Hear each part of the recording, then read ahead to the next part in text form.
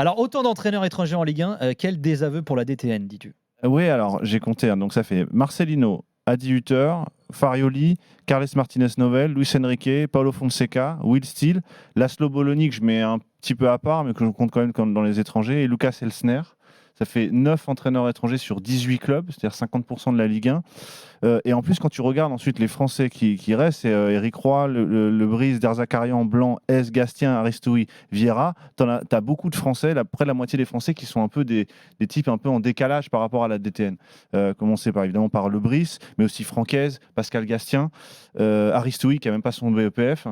D'ailleurs, on l'a pas évoqué avec David Filippo, ils vont payer 25 000 euros d'amende. Ouais, 25 000 euros d'amende ils à chaque préfèrent match. payer l'amende plutôt que de prendre un entraîneur diplômé. Ouais. Donc on a quand même une situation unique. On a 9 entraîneurs. Donc, par croire qu'ils ne forment pas bien les entraîneurs en France. Et en plus, la moitié des entraîneurs français qui ne sont pas réputés comme étant des pros DTN, en tout cas dans le moule de la DTN, qui sont plutôt des entraîneurs offensifs. Qui est le DTN à la Fédé? J'ai oublié son nom. C'est toujours le même. On sait un peu. En fait, t'en souviens, toi? Cousin Hub.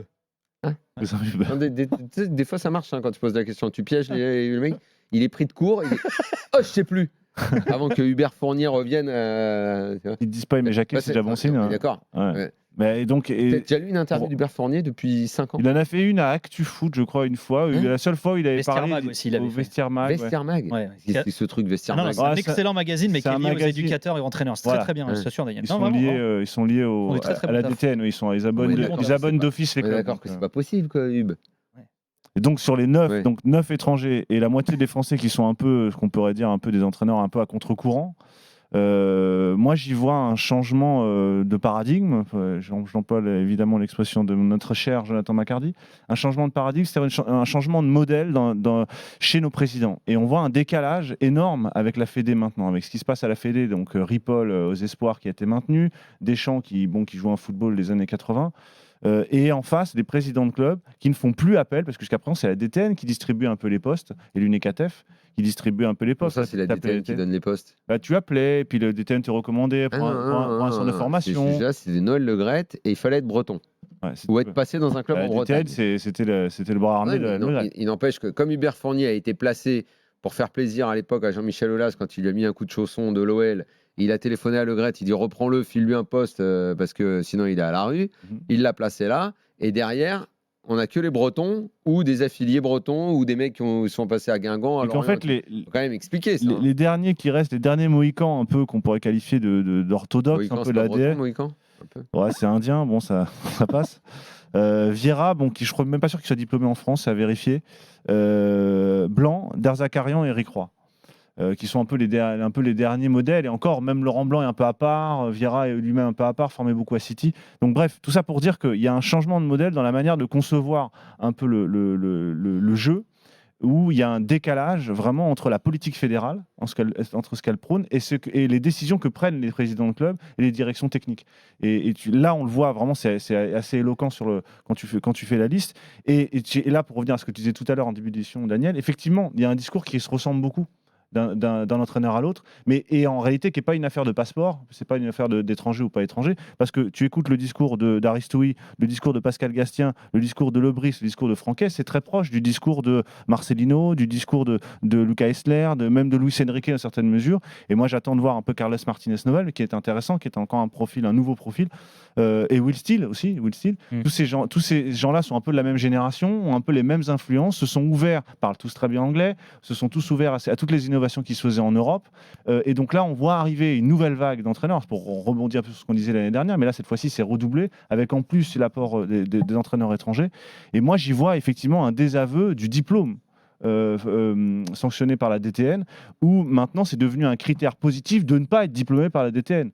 Will Steele, Pierre Aristoui, justement, le fait qu'il ne soit pas diplômé par la DTN, mais quand même placé à ce poste-là, attire l'attention.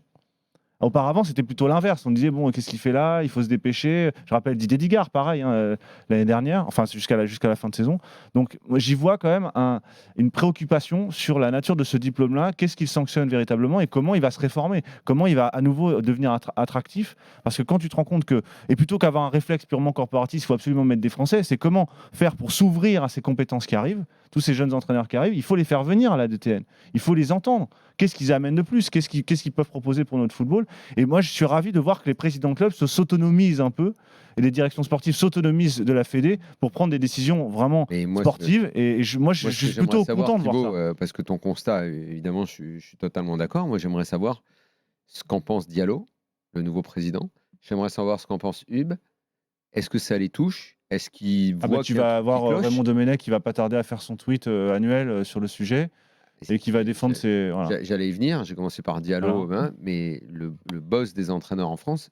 C'est toujours Raymond Domenech. Je ne sais pas si les gens le savent.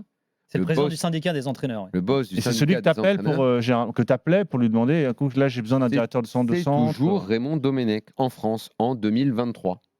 Alors, je ne sais pas si on mesure la portée de ce qui n'est pas une news, d'un fait. Raymond Domenech est toujours le patron des entraîneurs. Oui, mais la preuve que finalement son influence est un DTN qui ne sert à rien. La preuve que son influence n'est pas énorme, puisqu'il y a de plus en plus, il n'y a jamais eu autant d'entraîneurs étrangers. C'est bien la preuve que personne ne les écoute. Donc il va changer quelque chose. C'est bien la preuve qu'il ne sert à rien. C'est bien la preuve que Hugues Fournier ne sert à rien.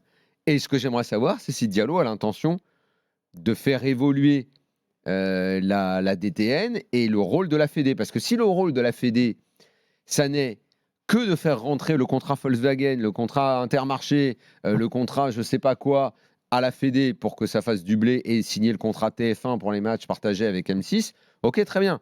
Si le travail de la Fédé, ça n'est que ça, ok, bah, qu'ils nous le disent. Mais comme j'ai lu l'interview de Diallo suite à la débandade des petits bleus, là, ouais, bah, Ripoll, c'est pas mal, on va peut-être le garder. Et alors, j'ai un trou là, mais il y a un entraîneur, il y a un décideur qui s'est prononcé là-dessus. Marc Keller.